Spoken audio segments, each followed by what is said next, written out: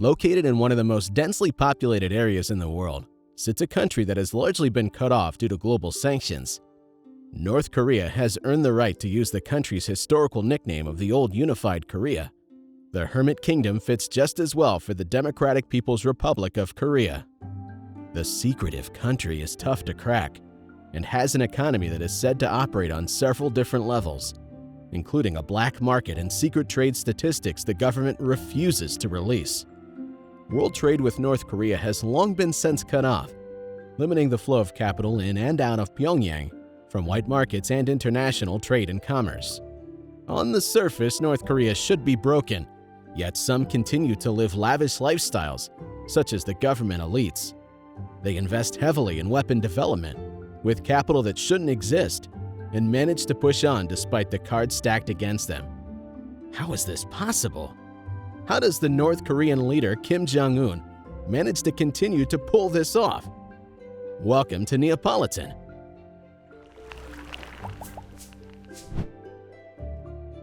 Today we'll look at exactly where Kim Jong-un gets his country's money from, and try to make sense of what we know versus what we might not. Make sure you watch to the end and subscribe to the channel for more deep dive informational videos like this. North Korea, surviving despite international sanctions. For decades at this point, North Korea has had extensive international sanctions placed against them. This limits the exports they can legally trade for and with, including weapons, raw materials, vehicles, luxury goods, textiles, and chemicals. Virtually no country maintains trade with North Korea, and the few that still do are mainly exporting and selling to them, placing the regime even further into its international debt.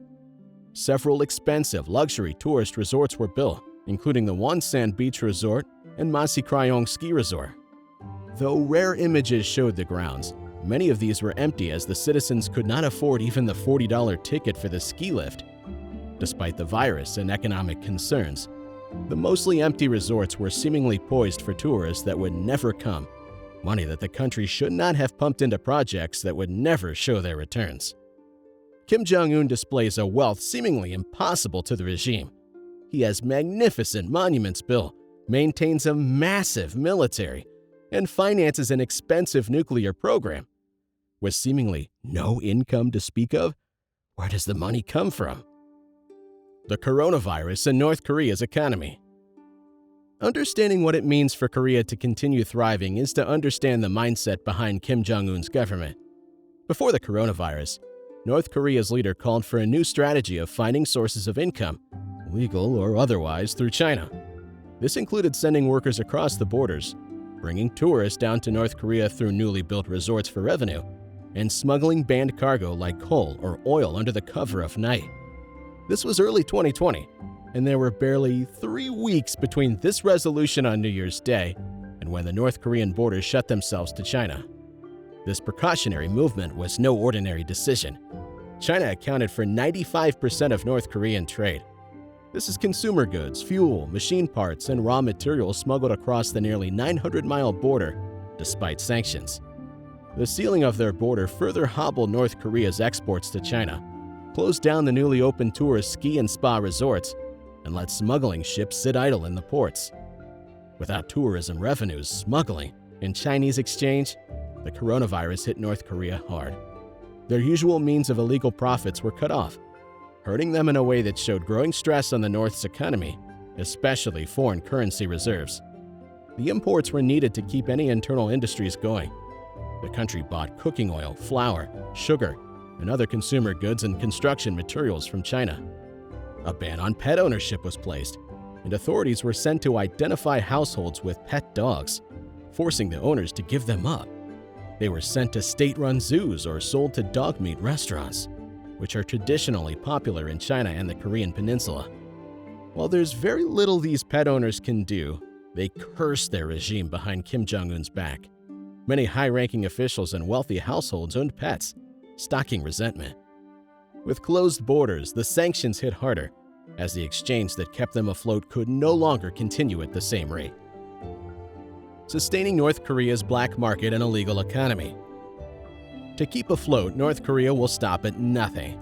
Insurance fraud, counterfeit money, cyber attacks, and modern slavery. There is nothing the totalitarian regime won't do.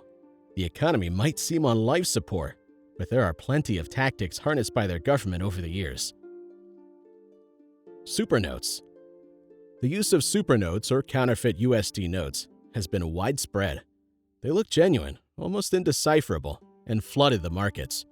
North Korea used money printing machines that used to be used to print actual dollar notes, which were then distributed to diplomats.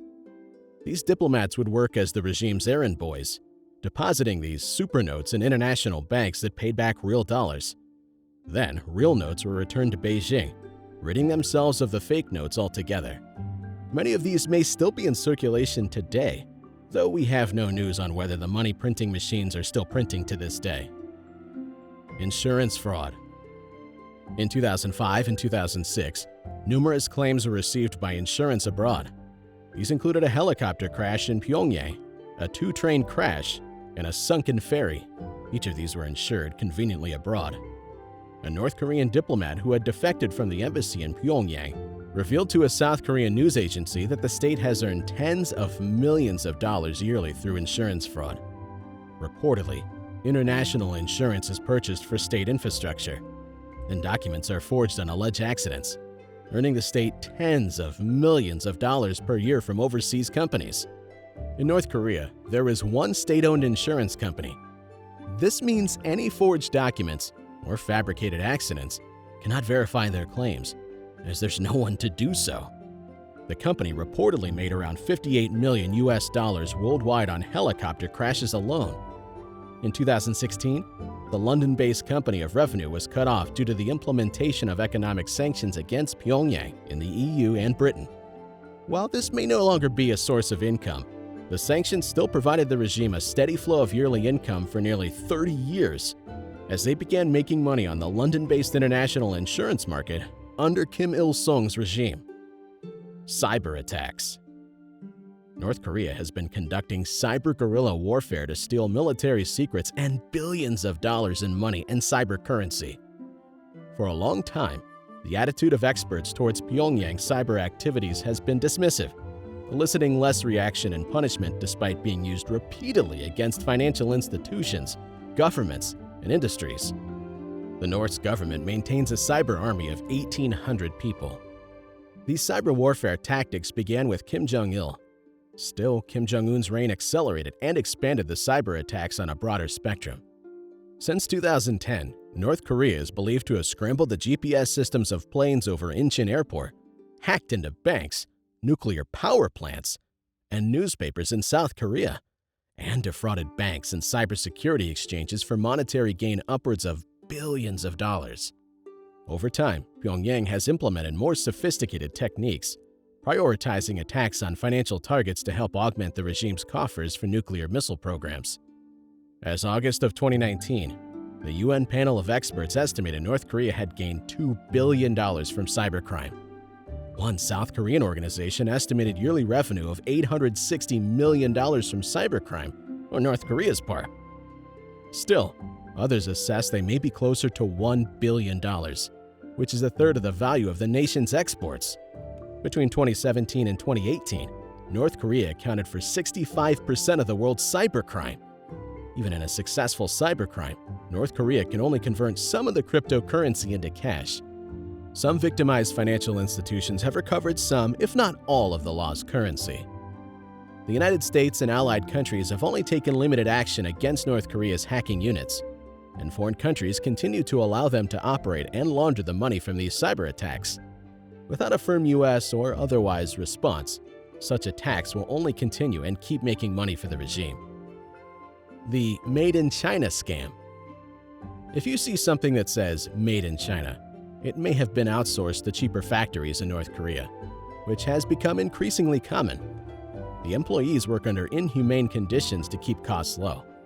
However, this is hidden under the guise of being Chinese-made instead. Along with clothing and textiles, oil and coal are also assumed to be exported from North Korea to other countries. They're also said to supply weapons via international waters, especially to the Middle East and Africa. Identities of the ships are forged, and radio systems are manipulated. For example, Syria, in particular, was supplied at least 40 shiploads between 2012 and 2017 from North Korea, destined for Assad's chemical weapons program. Many of these were used for chemical warfare in the Syrian civil war. Modern slavery practices. Nearly 2.6 million North Koreans, according to the Global Slavery Index, or GSI, are currently living under conditions classified as modern-day slavery. The country engages a part of its population as forced laborers sent to China, Russia, and Southeast Asia. Some are said to have been used on European labor projects and construction work until recently. The families are left behind as hostages, which keeps the forced laborers from fleeing to freedom. The UN estimates that North Korea still receives billions in income from forced labor alone. In conclusion, we posed the question at the beginning. If North Korea should be financially destitute, how can they still continue to build monuments and engage in opulent displays? How can they continue their costly nuclear program and maintain their massive standing army if there's no money flowing in and out of the economy? How does North Korea continue to have capital despite the heavy, long-standing sanctions held on the country? Though it's not simple, the answer is an illegal economy and commerce done under the table. It uses counterfeit capital and trade, forced labor exchange, black markets, and other illicit means to generate money for the wealthy. The ordinary people of North Korea rarely see this money. Still, the regime reaps the benefits and maintains a costly presence on the world stage. If you like this video and want to see more like it, then make sure to leave a like so we know what you think and can continue to bring you the kind of videos you want to see. Let us know if you think there was anything we missed or if you'd like to see something covered in the future. We'd love to hear your thoughts on the material we've shown or ideas on other videos like this. Until next time, this has been Neapolitan, and we'll see you around.